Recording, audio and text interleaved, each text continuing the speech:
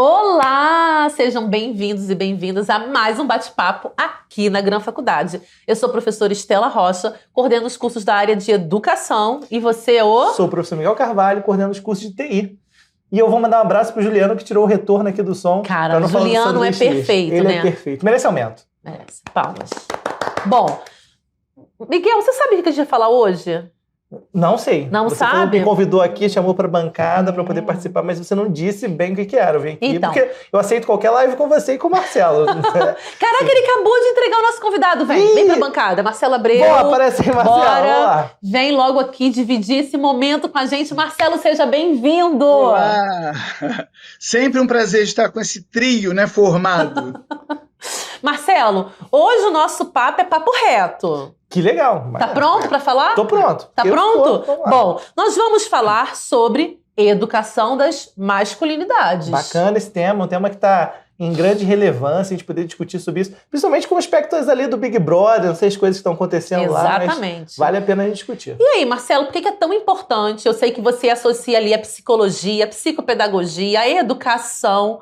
Por que é tão importante a gente falar sobre uma educação das masculinidades?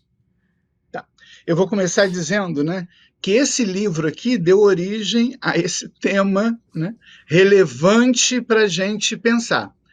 O livro Papo Reto, né, é entrevista com 4 grandes homens que são entrevistados por uma mulher e traz aí um conteúdo muito bacana, muito rico. Vale a pena depois, né, comprar o livro, ler, buscar na internet, porque é um livro muito rico. Bom, falar de masculinidade, a gente tem que falar sobre a construção dessas masculinidades, né? As masculinidades potentes, fortes, né? O hétero top, né? Tão em voga aí no BBB ou em outros contextos, né? Sociais, que são desafios que a gente tem no nosso cotidiano, pensando em psicologia e pensando em educação. Inclusive, pensar em masculinidade cis e em masculinidade trans, os transmasculinos que também existem e que eram invisibilizados na nossa história e que agora estão no nosso cotidiano também. Os homens trans existem, estão organizados, inclusive. É um novo desafio social. Bom, Marcelo já trouxe um tema aqui. Relevantíssimo. Exatamente. Porque a gente está vivendo um momento de transição, né? Não vou dizer que é uma ruptura, nem uma mudança de paradigma, porque isso não começou agora, né, Marcelo? A gente pode ir ali desde os movimentos de Woodstock, em que a gente está falando dos direitos das mulheres, de uma sociedade menos patriarcal, de que movimentos, né, trazem o diálogo do que é ser mulher e do que é ser homem na sociedade. É sobre esses elementos que esse livro, por exemplo, traz e que startou essa nossa fala de hoje? Sim, principalmente quando a gente pensa, né, na educação masculina, que desde a infância é construída de uma forma que essa masculinidade se torne tóxica em alguns momentos, sim, né? E com uma construção equivocada em muitas situações, né?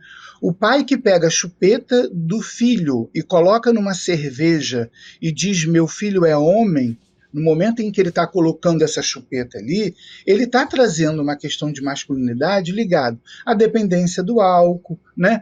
A uma diferenciação do feminino, quando na infância, né, na festa de aniversário, a mãe e o pai colocam, né, ou os responsáveis, o filho do lado de uma namoradinha, é a namoradinha dele, e ele é criança, é um aniversário de 5, 6 anos, ele já está trazendo ali uma questão, né, da sexualidade, em que o menino não pode estar ali sozinho, sem uma parceria feminina do lado dele. Né? Eu fui convidado a uma festa junina, alguns anos atrás, a participar como membro de um concurso que seria feito na festa. Aceitei muito lisonjeado o convite, e quando a minha surpresa foi que seria o concurso do moleque piranha. Como assim moleque piranha? Tinha uma música na época, né, em que o moleque era considerado piranha porque ele saía pegando todas as meninas. E aí me deram o microfone na minha mão, né? E eu constrangi a festa, porque eu fui discutir a questão da sexualidade na festa, né? O que é ser piranha profissional do sexo, né? O que é ser piranha sair pegando todo mundo, se o menino podia fazer isso e as meninas não. Então, assim, em vez de dar a premiação apenas para o moleque que ganha, eu psicoeduquei as pessoas que estavam na festa. Que acho que era o meu papel. O psicólogo não é só dentro do consultório, a gente é psicólogo na vida e educador também na vida. Então, isso já traz também uns desafios, a gente está falando aqui, né, na nossa live para o Brasil inteiro, onde, em alguns lugares, a iniciação sexual de meninos acontecem com profissionais de sexo, são orientadas e quase obrigatórias por esse contexto social, ainda hoje. E a gente tem que entender esse papel crucial dessa discussão nas escolas também. Né? A escola pode dar o start dessa educação para a masculinidade, orientar que muitas das vezes, né, esses jovens, tão jovenzinhos, estão diante de desafios que podem ser superados ou não. Eu, como homem, posso ter passado por uma trajetória na construção da minha masculinidade que o meu filho ou o meu aluno não suporte passar da mesma maneira. E eu tenho que admitir isso enquanto possibilidade. E aí, Marcelo, achei interessante o que você falou, e depois eu quero saber qual a idade desses meninos que participavam desse concurso, né? Que absurdo, né? Absurdo. 9, 10 anos, 12 anos. E assim, criança tem que brincar, tem idade para tudo. Né? Ou seja, e aí você trouxe uma coisa interessante que a gente fala de uma antecipação da sexualidade masculina, enquanto que quando a gente vai falar de meninas, a gente não só não fala dessa antecipação, muito pelo contrário, as meninas precisam se guardar para esses meninos, né? E também só vão ser escolhidas se elas se guardarem efetivamente, mas que a gente não fala da sexualidade feminina, que eu acho que cabe numa outra live.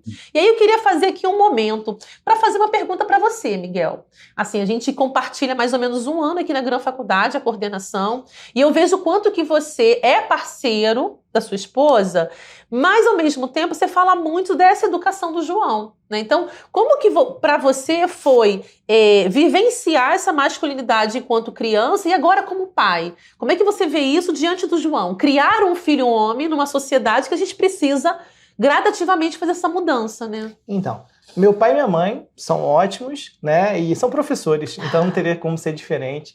Então, eles respeitaram todas as minhas fases, enquanto eu era criança, para ser criança, cresci, cuidam de mim até hoje. Eu faço a mesma coisa com o João. Tem que respeitar a fase da criança, a fase do adolescente, a fase do adulto. Tem momento para tudo na vida. E são fases que vai de aprendizado. E muito mais importante do que criar homem e mulher é criar a pessoa. E meu pai e minha mãe sempre criaram a pessoa, o cidadão, quem se importa, tem humanidade, que pensa nos outros. E isso é o grande diferencial. E dessa forma que eu crio o João, com humanidade. Não importando se é homem ou mulher, o que importa é criar com humanidade. Se eu tivesse uma menina, eu ia criar da mesma forma, Sim. Com humanidade, sendo valores, sendo respeito às pessoas, a todas as pessoas, independente de qualquer coisa, tem que respeitar todo mundo, saber que a gente pode viver em sociedade, em harmonia, e isso é mais importante. Foi assim que meus pais me criaram, para viver numa sociedade em harmonia, respeitando todo mundo, respeitando as diferenças, que é extremamente importante, e é assim que eu crio o João. Independente de se o João fosse, por exemplo, eu quero ter uma menina que se chama Ana Clara. Podia ser criar da mesma forma, Ana Clara, respeitando a idade dela certinha, e também ensinando essa humanidade, respeitando todos à volta. Eu acho que isso é o mais importante, foi como meu pai criou e como eu crio o João, que eu acho que isso é imprescindível. Respeitar todas as fases da criança e não precisa se mostrar masculino. Porque a gente estava conversando com o Marcelo antes. O que é ser masculino? Certo? O que é ser masculino? É cuidar da casa? É a sociedade patriarcal? Não é isso. Ser masculino é você conseguir respeitar todo mundo. Né? Ser homem, ser mulher, ser masculino é ser pessoa, como é ser mulher, ser pessoa. É respeitar as pessoas, respeitar as diferenças e é saber que todos nós somos irmãos. Aqui no Gran Faculdade eu participo aqui, né, com 3 coordenadoras brilhantes que sabem muito mais do que eu e a gente vive em harmonia, com grande respeito, com tudo mais. E uma coisa interessante, Marcelo, que eu acho que assim, eu vou fazer uma fala e vou deixar que você complemente, que a gente está vivenciando, a gente vem vivenciando essas eras, né, de uma mudança. A mudança, ela é gradativa. Eu tenho um filho de 16, Marcelo Eu falo que eu conheço o Marcelo há muito tempo, o Marcelo me viu, né, gestando meus Grávida, 2 filhos, exatamente. Então, eu tenho um filho de 16, eu tenho uma menina de 11. É quase padrinho. Quase padrinho. E quando eu tive a minha filha, meu olhar mudou muito.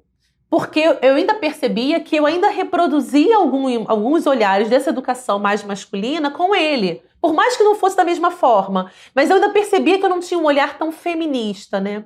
E aí eu me peguei nesse olhar, falando desse olhar feminista, em dezembro aconteceu uma situação perto ali do Natal e meu filho fez uma fala com ela. Eu falei para ele assim, não, você não pode falar isso para ela. E aí meu esposo falou assim, não, mas ele pode falar, não, não pode. Eu falei, como mulher é completamente errado a fala de vocês. Porque quando o irmão fala e o pai fala, parece que ela está sendo autorizada a ouvir isso quando ela for mais velha. Ela não pode ser autorizada. Então, em casa não pode. Aí eu problematizei aquela fala, por que eu achava que era equivocada, que talvez em outro momento passasse desapercebido, mas agora, para mim, ela era um problema. E por que eles não poderiam falar assim com ela? E ela estava ali ouvindo. E por que não, né? Ela falou assim, por que eu não posso? Por que não? Porque quando você crescer, você vai poder falar o que você quiser, decidir o que você quiser da sua vida, sobre todas as questões. Então, eu entendo, Marcelo, que o nosso bate-papo aqui é sempre um bate-papo bem inicial, mas que a gente vai ter que ir construindo, né, como um Lego, botando cada uma das pecinhas para que a gente possa fazer uma educação do respeito, né? Eu, você e o Marcelo pensamos de uma forma, com respeito, mas a sociedade não. Não. E aí você tem essa visão de criar uma menina. E você tem que preparar ela também para uma sociedade que é extremamente machista, embora agora esteja muito mais disfarçada, mas sempre foi. Exatamente. Patriarcal e etc. A gente tem aí eu vou dar um exemplo do que eu acho que eu achei que eu dei conta que eu estava no caminho certo. Apareceu uma situação num episódio que ela estava assistindo, ela, nossa, mas a pessoa está com ciúmes. E aí eu falei assim, qualquer sinal de ciúme, você termina um relacionamento, seja ele romântico ou de amizade. E ela falou assim, por quê? Eu falei assim, porque uma pessoa que não acredita na sua palavra, dizendo que está com ciúmes de você, né? E aí eu falei assim, já fui imaginando, daqui a pouco não quer que saia, que converse. E aí eu falei assim, não merece a sua amizade. Se a pessoa não visitar a nem Estela no final de semana. amor. Já imaginou? E ela ficou Olha assim, que mãe, sério. ciúme não é sinônimo de amor, meu filho, não é. Né? Educação sentimental. Isso. Eu tô errada, Marcelo, acho que não. Então, educação sentimental. A gente precisa educar, né? Estamos falando de educação desde os nossos pequenos, a posse que está lá nos brinquedos, a posse que está lá no material da escola, a posse do que é meu. E o que é meu? O que me pertence? Quando o brinquedo me é tomado, eu faço birra, me jogo no chão, taco a cabeça na parede. Quando eu estou com adolescente, eu me corto, né? O que eu faço? Então, quando a posse do outro me coloca em xeque, eu posso querer matar o outro, aí vem o feminicídio. Eu posso querer espancar o outro, vem as agressões contra as mulheres, porque eu tenho direito sobre aquele corpo, eu tenho direito sobre aquela outra pessoa. Eu tenho direito mesmo? Claro que não. Né? E quando Miguel fala do respeito ao outro, essa construção do respeito, a escola ela é atravessada por uma construção de um desafio que, quando eu vejo com muita tristeza, né, os feminicídios aumentando na proporção que a mídia traz, porque é a realidade, não é marketing, é a triste realidade em que vivemos. Eu sempre me pergunto se aquela pessoa que cometeu um crime de feminicídio passou pela escola. E qual a discussão que a escola fez nas relações que eu tenho com o outro? Seja essa pessoa, mulher ou não. Qual é a construção, a discussão que a escola fez na relação com as posses, né? Na relação com que eu tenho como propriedade, como lugar de uso. Quando existe a campanha Não é Não, é uma campanha necessária que eu estou estabelecendo o limite da existência do outro. Nós estamos, né, sendo desafiados por contextos sociais onde eu preciso aprender limites meus e na relação com as outras pessoas. Reconhecer as emoções, e isso você falou da sua filha, né, é identificar que para mim existe um limite, está desconfortável. Para o outro pode não estar, mas é a hora que eu digo, basta, paramos por aqui, não dá para seguir adiante. Isso é muito importante. Quando eu falo de educação emocional, é uma educação que vai perpassar o conteúdo do currículo escolar, mas é educação para a vida, educação para o cotidiano, educação para a sociedade, e não apenas para a prova, né, ou para uma avaliação de conteúdo apenas.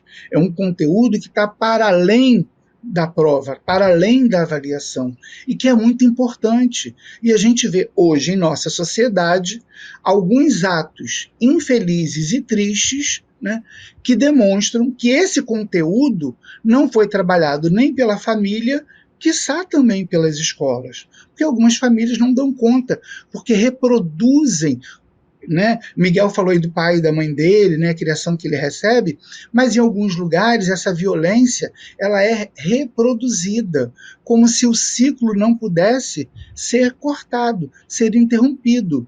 Um vídeo que é um curta muito lindo de se ver, é Vida Maria. É uma dica que eu faço, né? Vai ver Vida Maria. O quanto que os ciclos podem ser interrompidos. Não é porque meu pai fez, meu avô fazia, que eu tenho que fazer também. Eu posso fazer diferente, né? Eu posso criar uma nova história. Eu posso ser uma outra pessoa e quem eu estou educando, quem eu estou me relacionando, pode ser muito melhor do que eu sou. E tomara que seja. Com certeza. É isso. Ai, Marcelo, nosso bate-papo foi maravilhoso. Vou botar no meu latte de novo, esse aí. Segundo O prêmio. que acontece, Marcelo? O Miguel falou o seguinte, que ele já fez 2 bate-papos com você. No terceiro, ele vai pedir música pro Fantástico. Vou pedir isso. música pro Fantástico. Entendeu? Tadeu, coloca aí a música. Eu pedi pro Coloca Tadeu aí. escolher. Vai escolhendo a música pro próximo momento. Agradeço a parceria, Marcelo, e até o nosso próximo Obrigado, encontro. Tchau, gente. tchau, pessoal. Obrigado, Marcelo, por tudo. Obrigado, Estela. Ótimo papo. Tchau, gente. Um Beijão. abraço. Pessoal, se cuidem. Se cuidem.